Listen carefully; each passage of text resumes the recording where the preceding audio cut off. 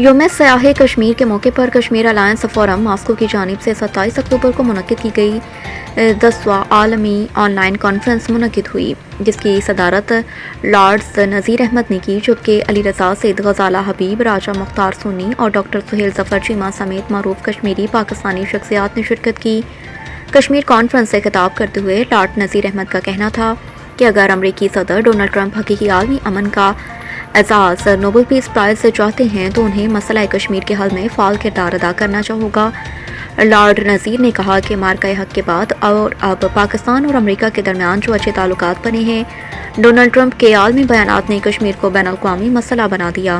اگر وہ واقعی امن کے خواہاں ہیں تو کشمیر کے لیے عملی کردار ادا کریں۔ انہوں نے مزید سخت الفاظ میں کہا کہ اگر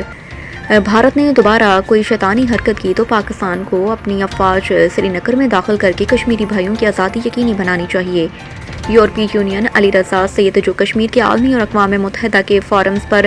طویل عرصے سے نمائندگی کر چکے ہیں، کانفرنس میں کہا کہ کشمیر کے لوگوں نے صدیوں سے نقصان اٹھایا، ہمیں سفارتی محاذ فعال رکھ کر دنیا کی توجہ واپس اسی انسانی عالمیے کی طرف مبذول کروانی ہے۔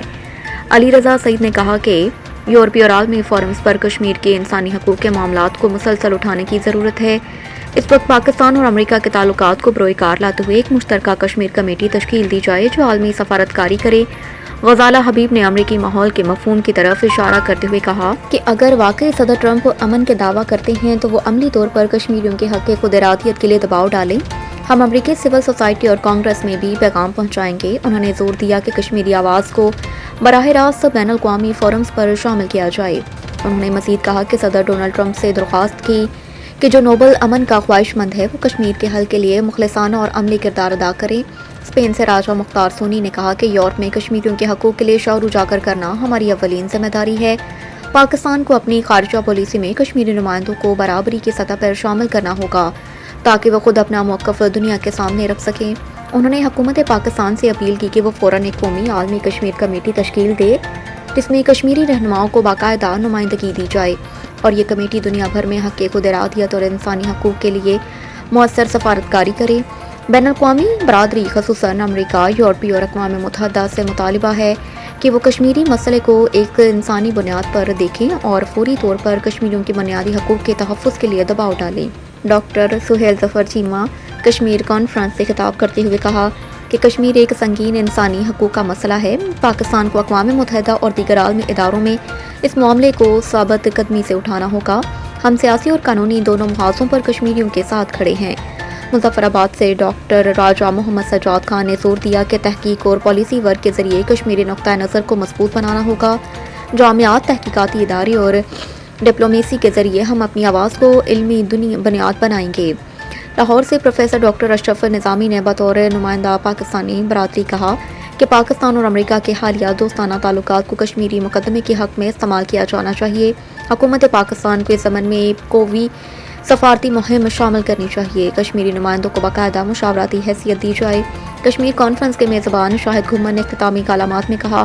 کہ یہ کانفرنس صرف باتوں تک محدود نہیں رہے گی، ہم ایک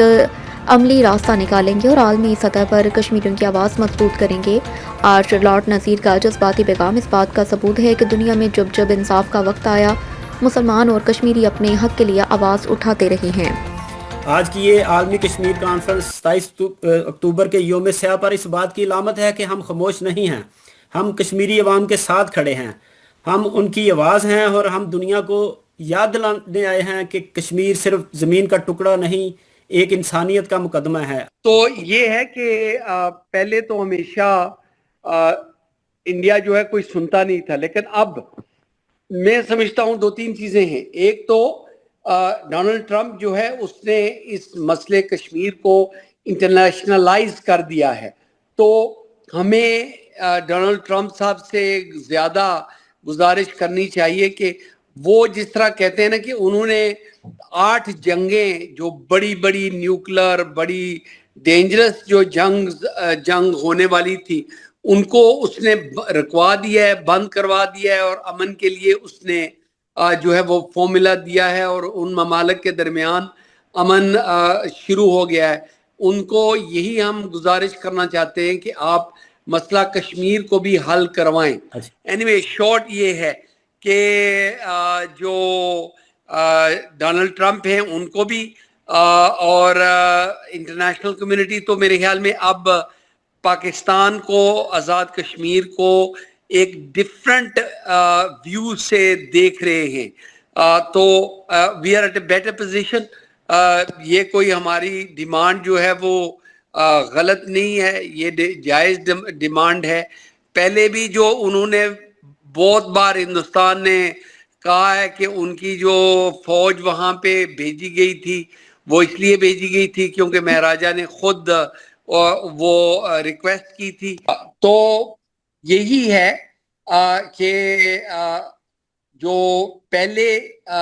ہمیں مایوسی ساؤنڈ ہوتی تھی وہ شاید صاحب سارے جتنے اسکالرز یہاں پہ بیٹھے ہیں ہمیں وہ مایوسی جو ہے اس کو ٹرن راؤنڈ کرے، کیونکہ جس طریقے سے پاکستان نے مارکہ حق میں اللہ نے پاکستان کو، کشمیر کو جو ہے وہ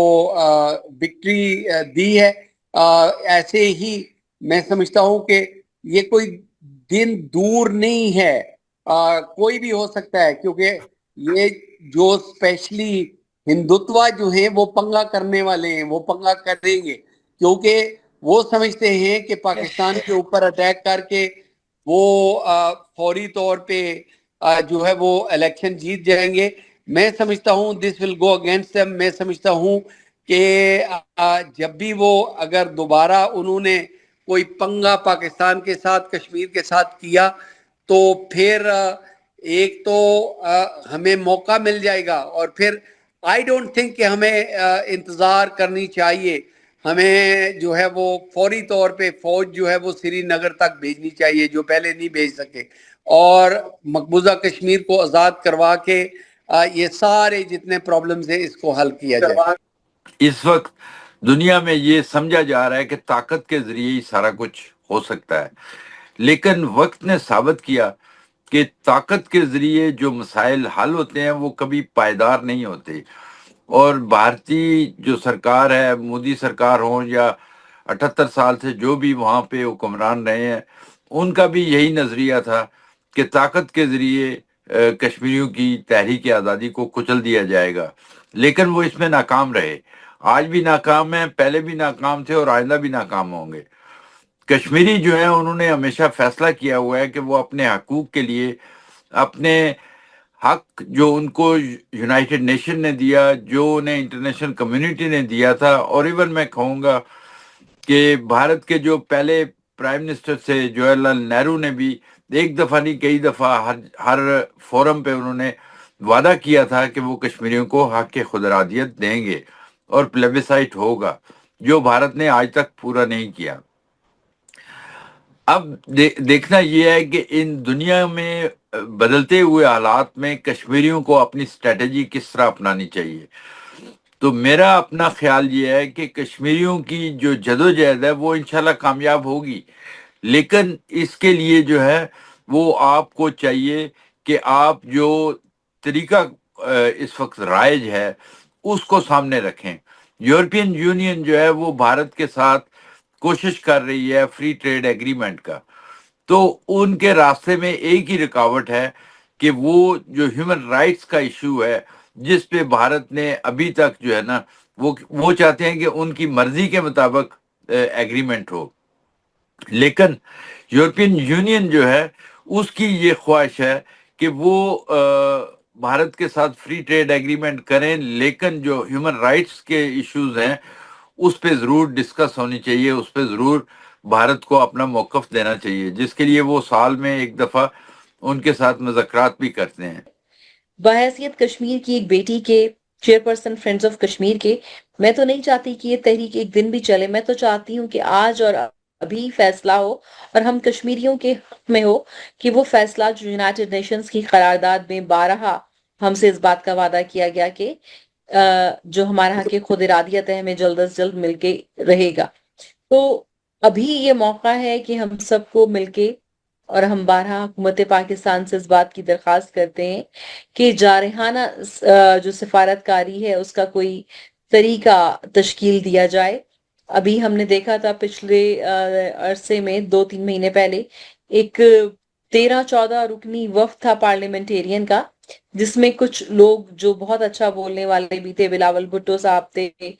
شہری رحمان صاحبہ تھیں، ہنا ربانی کھر تھیں، لیکن کچھ ایسے لوگ بھی تھے جو شاید ایک تفریحی دورے پہ آئے تھے. تو کشمیر کے حوالے سے ہمیں اس قسم کی جو چیزیں ہیں، جال سازیاں ہیں، ان کو بند کرنا چاہیے، اور مسئلہ کشمیر پہ انتہائی سنجیدگی سے ایک ٹھوس مدلل حکمت عملی تشکیل دینی چاہیے، جس میں ایک تسلسل ہو، چاہے کوئی بھی حکومت ہو، کسی بھی سیاسی جماعت کی حکومت ہو، لیکن کشمیر کے حوالے سے جس طرح پوری پاکستانی قوم ایک جان ایک آواز ہے، یک قالب ہے، اسی طرح حکومت کی پالیسیوں کو بھی ہونا چاہیے. کشمیر کی تو موجودہ صورتحال کے حوالے سے مجھ سے پہلے شاہ صاحب نے بھی بات کی، غزالہ حبیب صاحبہ نے بھی بات کی، اور تقریباً سارے لوگ ہی جو لوگ کشمیر کے ساتھ کنیکٹڈ ہیں وہ سارے اپ ڈیٹ ہیں کہ کشمیر میں اس وقت کیا ہو رہا ہے، اور بالکل کشمیر ایک کیج کی صورت میں ہے، اور وہاں پہ گراس ہیومن رائٹ وائلیشنز کے ساتھ ساتھ جو ہندوستان کا منترا تھا کہ وہاں پہ امن ہو رہا ہے، ترقی، ہم ترقی کے لیے وہاں پہ اس کو مرجر کر رہے ہیں، وہ سارے غلط ثابت ہوئے. ہندوستان اپنی 10 لاکھ فوج میں سے ایک سپاہی کم نہیں کر پایا، جس کا مطلب یہ ہے کہ وہاں پہ امن نہیں ہے. اگر امن ہوتا، لوگ ہندوستان کے ساتھ ہوتے، تو وہاں پہ ہندوستان اپنی قابض افواج میں کمی لاتا. جو ان امپلائمنٹ کا ریشو ہے وہ آکوپائڈ کشمیر میں انکریز ہوا ہے. جو بزنس ہیں کشمیریوں کے وہ کم ہوئے ہیں، ان کے بلکہ بزنس جو ہیں وہ متاثر کیے گئے وہاں پہ. اور جو کشمیر میں جابس تھیں وہ انڈینز کے لیے کر دی گئیں، اور وہاں پہ انڈیا سے پریفر کیا جاتا ہے، انڈیا سے لوگ لا کے لوکل کشمیری جو پوزیشنز ہیں، گورنمنٹ جابز ہیں، ان پہ بھی ان کو اپائنٹ کیا جائے. تو اوورآل تو کشمیر اس وقت اکانومکلی بھی اور پولیٹیکلی بھی ان کو جتنا ہندوستان سپریس کر سکتا تھا اتنا سپریس کر رہا ہے. تو ظاہر بات ہے جو بات لارڈ نذیر صاحب کر رہے تھے، یا ہماری بہن غزالہ حبیب، شاہ صاحب، تو یہ سینئر لوگ ہیں سارے، میرے سے بہت زیادہ سینئر ہیں، میں تو ان سے ہمیشہ سیکھنے کی کوشش کرتا ہوں. تو لارڈ نذیر صاحب سے تو مجھے 20 سال ہو گئے ہیں سیکھتے ہوئے. تو انہوں نے جس سائڈ پہ اشارہ کیا ہے، یہ بہت امپارٹنٹ چیز ہے کہ یہ پاکستان کے لیے یہ بیسٹ ٹائم ہے. آپ دیکھیں کہ ہمیشہ جب بھی ہم کشمیر کی بات کرتے تھے تو امریکہ والے گول مول اس کے اوپر بات کرتے تھے. تو ڈونلڈ ٹرمپ صاحب نے اس کے اوپر 2-3 دفعہ ثالثی کی بھی پیشکش کی. اس کے علاوہ یہ مرکز حق کے بعد دنیا کے سامنے ہمارا ایک امیج جو ہے وہ اور طرح کا سامنے آیا ہے. لوگوں نے ہمیں اہمیت دینی شروع کی، لوگ ہمیں رسپیکٹ دینا شروع ہو گئے. تو اس کے بعد جو غزہ والا معاملہ تھا، ظاہر بات ہے اس کی وجہ سے کشمیر کے اوپر اٹینشن کم تھی انٹرنیشنل کمیونٹی کی. تو جو ہیومن رائٹس کی وائلیشن ہو رہی تھی غزہ کے اندر، اس کے اوپر میں سمجھتا ہوں کہ جو کردار